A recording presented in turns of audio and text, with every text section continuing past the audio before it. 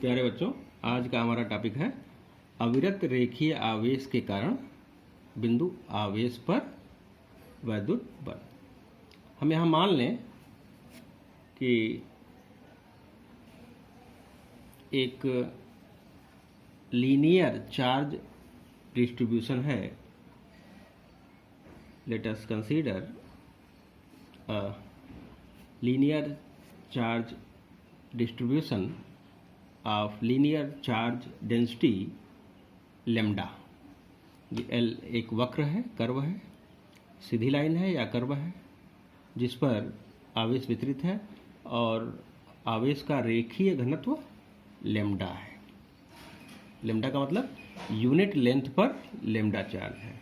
And एक point यहाँ B है जहाँ पे हम वैद्युत बल ज्ञात करना चाह रहे हैं एक आवेश Q1 पर। Q1 एक चार्ज है पॉइंट बी पर और Q1 पर हमें वैद्युत बल ज्ञात करना है। मूल बिंदु के सापेक्ष हमने यहाँ पर एक infinitesimal small element of length consider किया, dl। dl is infinitesimal small element of length. क्योंकि एक लंबाई पर लेम्डा चार्ज है इसलिए dl लंबाई पर, एक पर लेम्डा है तो dl लंबाई पर कितना चार्ज होगा? Lambda dl। इसको dq कह लेते हैं। dq equal to lambda dl।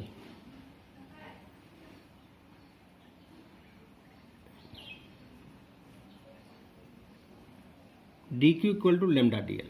एक पर लेम्डा तो dl लंबाई पर लेम्डा dl। ये dq चार्ज है इस एलिमेंट पर।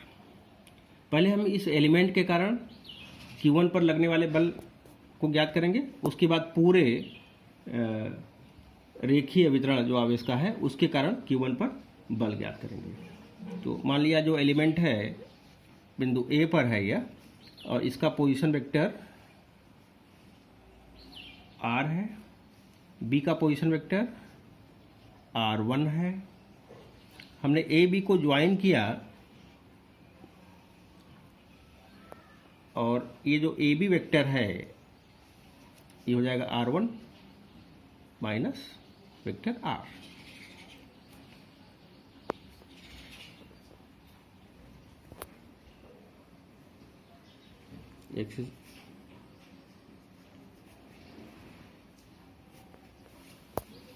तो ये तो क्लियर हो गया कि जो लेंथ का एलिमेंट है उस पर चार्ज होगा dq equal to lambda dl। और अकॉर्डिंग टू कूलॉम्स लॉ इस एलिमेंट लेंथ के इस एलिमेंट अर्थात dq चार्ज के कारण, dq आवेश के कारण Q1 पर लगने वाला बल dF equal to 1/4 pi epsilon naught. अगर निर्वात है तो एप्सिलॉन नॉट, अगर निर्वात के अलावा कोई माध्यम है तो k यहाँ लगा देते हैं। तो निर्वात यहाँ मान रहे हैं 1/4 पाई एप्सिलॉन नॉट। एक चार्ज Q1, दूसरा चार्ज dq। हम जानते हैं कि फार्मूला होता है F equal to 1/4 pi epsilon naught Q1 Q2 by R square. या इसको हम वेक्टर फॉर्म में लिख सकते हैं F equal to 1/4 pi epsilon naught Q1 Q2 upon R cube. R cube तो R यहाँ मल्टीप्लाई हो गया, वेक्टर R ऐसे भी लिख सकते हैं। दोनों एक ही है, इसमें कंफ्यूज होने की बात नहीं है।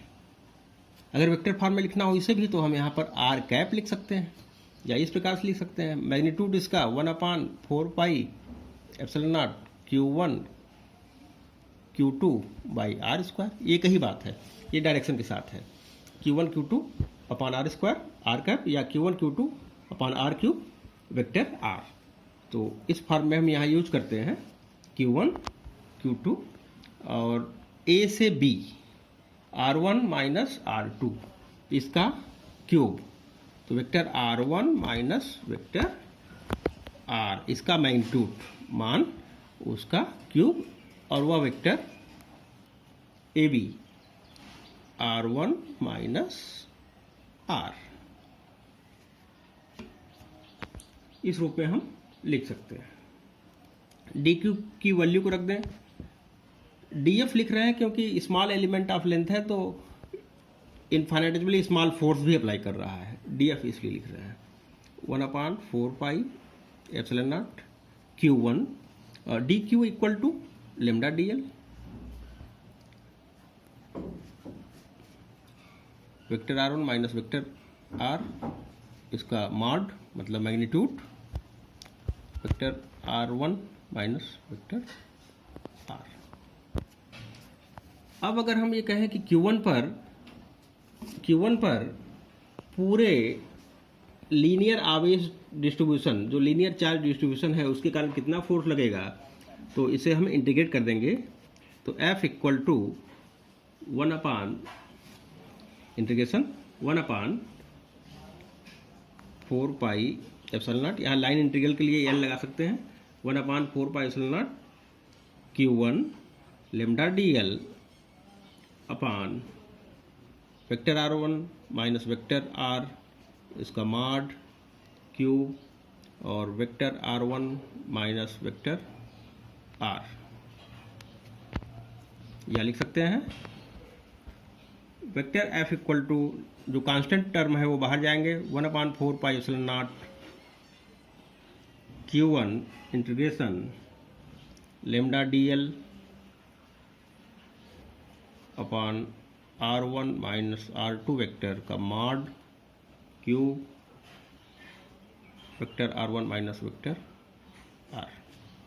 इस तरह से हम एक लीनियर चार्ज डिस्ट्रीब्यूशन का जो सिस्टम है, चाहे वो कर्व के रूप में हो या लाइन के रूप में हो, उसके कारण किसी बिंदु आवेश पर लगने वाले बल के मैग्नीट्यूड को फाइंड कर सकते हैं।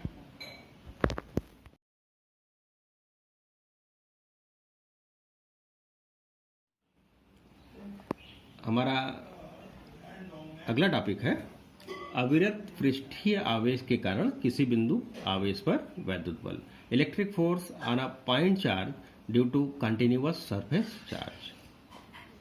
किसी बिंदु आवेश पर वैद्युत बल किसके कारण, आवेश किसी पृष्ठ पर वितरित है उसके कारण। तो इसे हम लोग समझते हैं।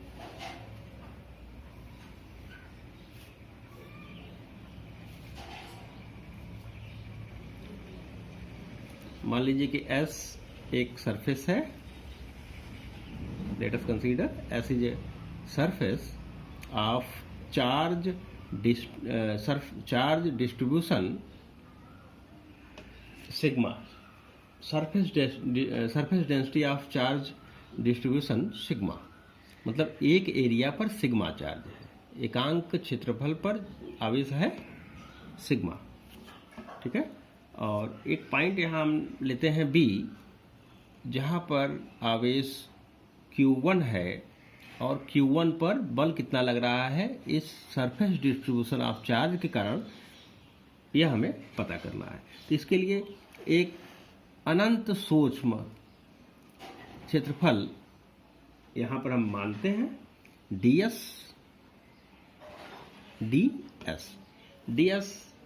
ये जो ds है ये स्मॉल एलिमेंट ऑफ एरिया, या उसको हम वैज्ञानिक भाषा में कहेंगे इनफाइनेटिमली स्मॉल, अनंत सूक्ष्म क्षेत्रफल का अवयव ds। तो एक क्षेत्रफल पर सिग्मा चार्ज है तो ds पर कितना होगा, सिग्मा ds। तो इस infinitesimally small element of area पे चार्ज अगर हम dq कहें तो dq equal to sigma ds हो जाएगा। अगर इसे हम पॉइंट A माने और इसका पोजीशन वेक्टर हम कहें वेक्टर R, और B के पोजीशन वेक्टर को हम R1 मान लें, तो AB जो वेक्टर होगा vector R1 minus vector R। तब इस इनफाइनाइटेसिमली स्मॉल सरफेस एरिया पर जो चार्ज है डी क्यू, उसके कारण Q1 पर कितना बल लगेगा?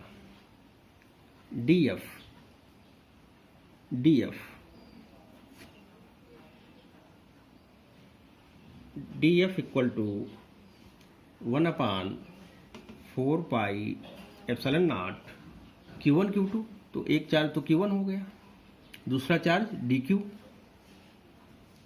अपॉन R क्यू, तो R1 vector R1 minus vector R, ये AB का परिमाण क्या हो जाएगा?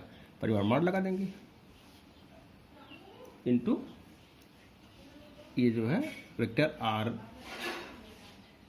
R1 माइनस वेक्टर R, या हम लिख सकते हैं DF equal to 1/4 pi epsilon naught Q1। DQ को लिख सकते हैं sigma DS R1 minus R, mod लगा दिया, ये परिमाण है vector R1 minus vector R। अब अगर हम ये कहें कि पूरे पृष्ठ के कारण Q1 पर कितना बल लग रहा है, तो उसके लिए हमें इसे इंटीग्रेट कर देना होगा। तो F equal to vector F equal to integration कर देंगे, integration 1/4 pi epsilon naught Q1 sigma DS upon R1 vector minus R vector, इसका मैग्नीट्यूड है क्यूब हो गया, vector R1 minus vector R। या वी कैन राइट, जो नियत पद है वो बाहर जाएंगे, 1/4 pi epsilon naught Q1 integration, यहाँ सरफेस इंटीग्रेशन हो रहा है, सिग्मा DS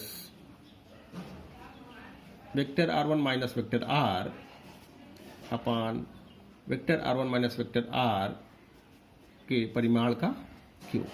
तो इस तरह से हम इस आवेश के पृष्ठीय वितरण के कारण किसी बिंदु आवेश पर वैद्युत बल ज्ञात कर सकते हैं।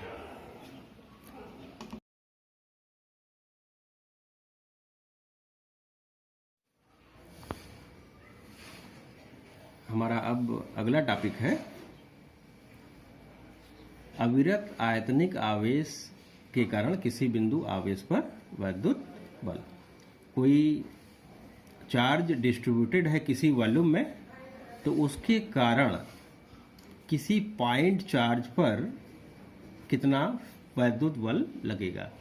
तो मान लें कि एक वॉल्यूम है V, इसमें चार्ज पूरा डिस्ट्रीब्यूटेड है और इसके कारण Q1 पर कितना बल लग रहा है ये पता करना है। इसके लिए हम इस वॉल्यूम में एक infinitesimal element of volume dV मान लें, आयतन का अत्यंत सूक्ष्म अवयव, या हम कह सकते हैं infinitesimally small element of volume consider करते हैं। और हम ये मानते हैं कि जो यूनिट वॉल्यूम पे चार्ज सिग्मा है, that is charge density of volume sigma, तो dV वॉल्यूम पर कितना चार्ज होगा? सिग्मा dV, दैट इज इस infinitesimal small element of volume पर charge dQ equal to rho dV होगा। लेट अस कंसीडर ये dV पॉइंट A पर है and the position vector of point A is given as vector R and position vector of point B can be given as vector R1. Hence, the vector AB can be written as vector R minus vector R1. तो पहले हम ये ज्ञात करें कि ये जो dV volume element है, इसके कारण Q1 पर कितना बल लगेगा उसे हम dF मान लेते हैं। dF equal to 1/4 pi epsilon naught Q1 और ये चार्ज है dQ upon R cube AB का क्यूब, तो vector R minus vector R1 mod cube कर दिया इसका vector R minus vector R1 पहले की तरह।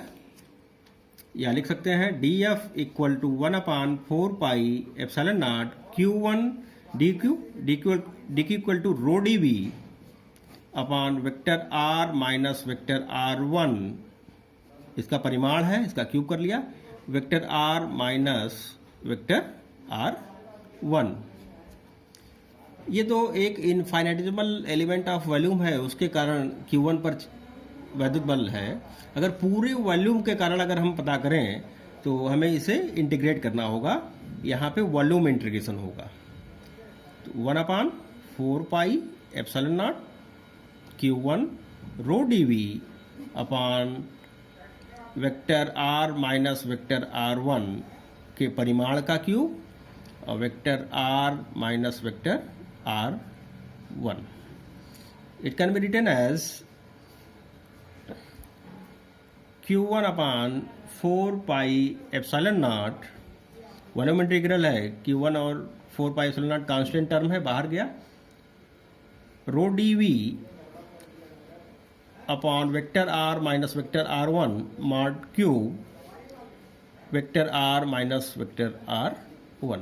इस तरह से किसी वॉल्यूम पर डिस्ट्रीब्यूटेड अगर चार्ज है तो उसके कारण किसी बिंदु आवेश पर लगने वाले बल को ज्ञात कर सकते हैं।